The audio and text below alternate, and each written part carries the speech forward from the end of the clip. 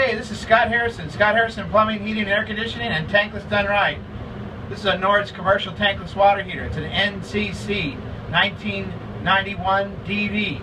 This heater had a problem a little earlier. It had a leaky heat exchanger.